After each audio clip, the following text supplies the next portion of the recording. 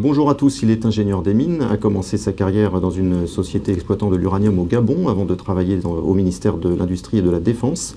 Il a occupé différents postes de direction au sein notamment des sociétés Schneider et Geodis.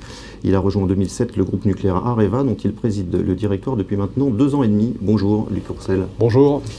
Les bonnes nouvelles se sont plutôt enchaînées depuis l'été pour Areva, avec ses annonces de contrats en Turquie d'abord, au Royaume-Uni et au Brésil.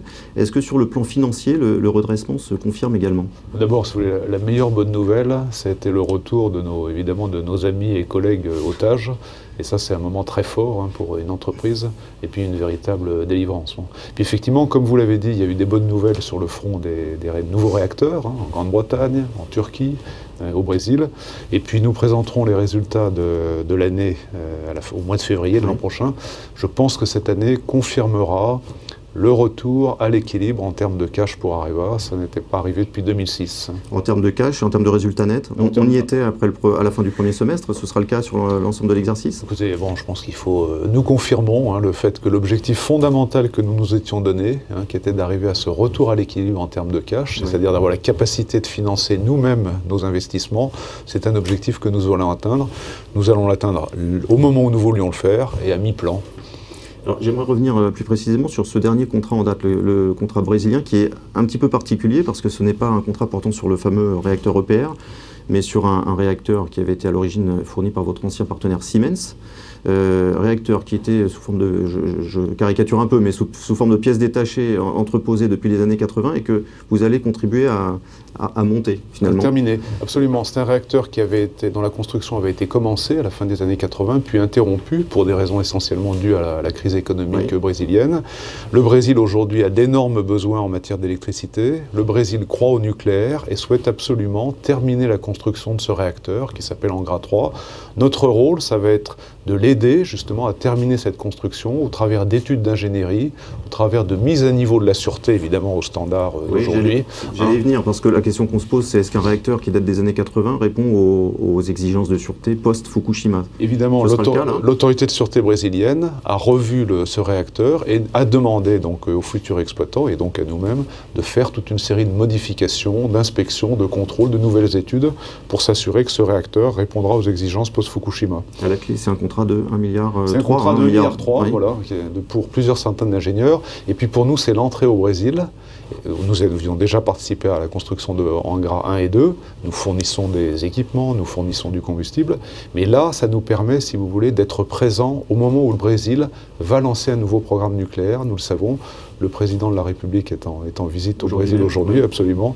Et ça sera l'occasion de célébrer un nouveau succès de l'industrie nucléaire française. Vous avez des prévisions en termes de besoins? Vous disiez que le Brésil relançait un programme. Ça veut dire combien de réacteurs potentiels pour Areva et à quelle échéance?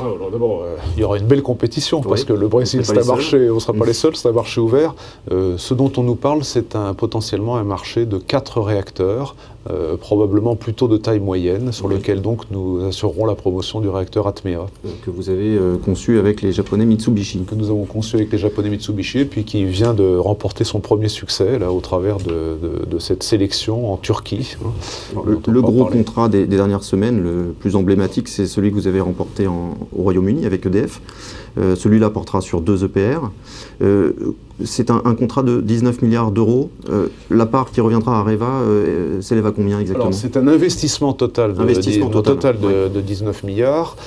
C'est un très beau succès pour le nucléaire en Europe. C'est la reprise du nucléaire en Europe. C'est un très beau succès pour l'EPR, qui est un réacteur qui a parfois été critiqué, même en France. Toujours, oui. Mais là, je crois qu'il y a la réponse, la meilleure réponse. Et puis, c'est aussi un beau succès, si vous voulez, pour le travail en équipe entre EDF et Areva. La part qui va nous revenir, ça sera probablement quelques milliards d'euros. Les contrats sont quasiment finalisés. Et nous attendons maintenant la décision d'EDF de procéder effectivement à l'investissement. Alors cet investissement qui sera réalisé avec des partenaires chinois industriels. Et avec Areva aussi, vous le savez. Avec Areva, oui, qui prendra 10% des projets. Nous avons voulu marquer notre conviction, si vous voulez, que le nucléaire a un avenir. Nous avons voulu marquer notre confiance dans l'EPR. Et puis surtout, nous avons voulu marquer tout notre intérêt pour le Royaume-Uni qui est en train de mettre en place, et de façon exemplaire, un nouveau cadre pour tous les investissements de production d'électricité décarbonée, que ce soit le nucléaire et les renouvelables. Donc nous prendrons jusqu'à 10%, c'est c'est exceptionnel, hein. Areva ne le fait jamais. Bon, c'est aussi une façon de montrer que nous sommes engagés dans ce projet. Mais c'est un schéma qui pourrait se reproduire dans d'autres pays? C'est un schéma que nous ne souhaitons pas reproduire systématiquement, mais c'est un schéma qui peut intéresser dans des cas très stratégiques. Le redémarrage du nucléaire en Grande-Bretagne, c'était un sujet très stratégique. Pour sécuriser le financement d'un projet. Et puis surtout pour créer la confiance auprès des investisseurs. Vous avez parlé de l'entrée des Chinois. Là aussi, c'est un vrai succès parce que c'est la reconnaissance par les Chinois de la technologie EPR. Oui. Je pense que notre participation a ajouté un autre élément de confiance pour attirer ces investisseurs. La question qui revient immanquablement à propos des Chinois, c'est jusqu'où aller dans le partenariat. Chinois qui seront aussi des concurrents demain. S'agissant de ces transferts de technologie, quelle est votre philosophie? Alors si vous voulez, moi je crois que si vous souhaitez travailler avec la Chine, il faut évidemment être prêt à transférer la technologie, mais à le faire de façon maîtrisée. Tout le programme nucléaire chinois, jusqu'à présent, il s'est fait avec un transfert de technologie au profit de l'industrie nucléaire chinoise, avec une règle très stricte, c'est que ça ne s'appliquait que sur le marché chinois. Oui. Ce transfert de technologie, il nous a permis de développer un chiffre d'affaires, une activité sur une très longue période. Il avait entraîné aussi des dizaines de PME françaises qui bénéficient de ce développement. Donc moi, le transfert de technologie, ce qu'il faut, c'est qu'il soit contrôlé, il faut qu'il soit encadré, et puis il faut évidemment que ça génère de l'activité pour les entreprises.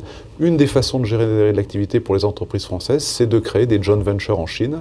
Vous avez sans doute vu qu'à l'occasion de la visite du Premier ministre en Chine, nous avons annoncé la création d'une nouvelle joint venture. C'est la façon d'être présent en Chine, de travailler avec nos partenaires chinois, de profiter de cet énorme programme nucléaire chinois et de préserver nos intérêts en matière de propriété intellectuelle et de technologie. Vous avez lu, j'imagine, l'interview d'Henri Proglio lors de ce voyage en Chine. Il a dit deux choses qui ont retenu mon attention. La première chose, c'est qu'il promeut plus que jamais le réacteur franco-chinois d'une puissance de 1000 MW, qui entrerait en concurrence frontale avec l'ATMEA, dont vous parliez tout à l'heure.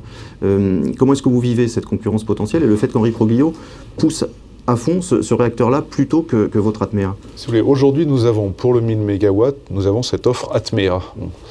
S'il s'agit de réfléchir potentiellement à un réacteur futur qui serait fait avec les Chinois, nous sommes ouverts, si vous voulez. Ce n'est pas exactement la même échelle de temps. Aujourd'hui, nous avons ATMEA, nous en assurons la promotion sur le marché international, avec succès, comme vous l'avez vu. Et puis, si les Chinois souhaitent travailler avec nous pour définir un nouveau réacteur, mais ça prendra beaucoup de temps, et à ce moment-là, nous sommes aussi prêts à le faire en préservant nos intérêts. Alors, lors de cette même interview, Henri Proglio a tenu des propos assez surprenants concernant Areva, puisqu'il a dit que sans EDF, Areva serait mort depuis longtemps. Comment est-ce que vous avez réagi en lisant ça? Moi, si vous voulez, ce genre de polémique ne m'intéresse pas. Moi, ce que je constate, si vous voulez, c'est que le nucléaire français, c'est un sport collectif. Ça a toujours été un sport collectif, c'est un sport collectif, et ça sera un sport collectif. Ça marche quand tout le monde travaille ensemble. Et donc, pour réussir, EDF a besoin d'Areva dans le nucléaire, et pour réussir, Areva a besoin d'EDF dans le nucléaire. C'est ça qui m'intéresse, et c'est ce que nous avons réussi à établir avec Henri Proglio. C'est un vrai dialogue de qualité, stratégique, qui nous permet d'échanger sur nos points de vue, qui ne sont pas toujours alignés, et de trouver des solutions.